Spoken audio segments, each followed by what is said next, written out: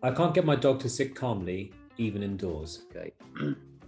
This is also another common problem where dogs haven't been taught from an early age to be patient and to wait for their food, to wait to go in and out of a door, to wait to come out of their crate, to go into their crate.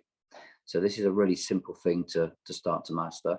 Obviously, if the dog's older and is extremely hyper and is extremely wound up, then it is going to be harder to do.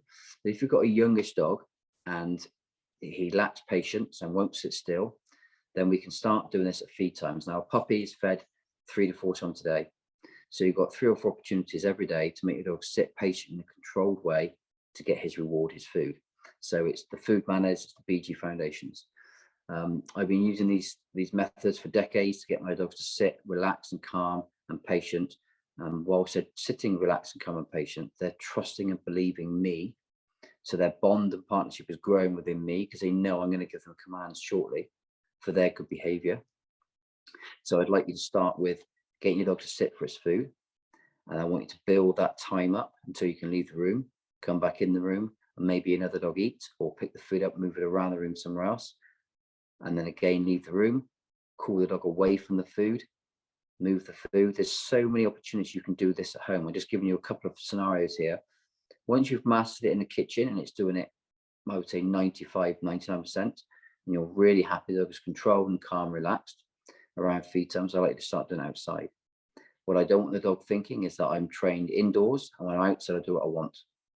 So within the app, there's the toilet train opportunities. So you need to have that manners when you open the door and the dog doesn't charge out. But I want you to start feeding the dog outdoors once you've got this inside. So the dog will come to the door with a bowl in your right hand, ask the dog to sit, the door gets opened. Tap your leg, heel, the dog follows you with the food in your right hand. Make the dog sit on the patio outside or on the porch. Put the food down, go back in the house and do exactly the same as you do in the house, but in a garden and a different environment where there's more distractions. And you'll find after a week or a month, the dog will be so patient, so calm, so relaxed. And remember, that food will become a dummy, a deer, a rabbit, a pheasant, a delivery driver, another dog in the park. And it was learned to build that patience up slowly and get a reward at the end.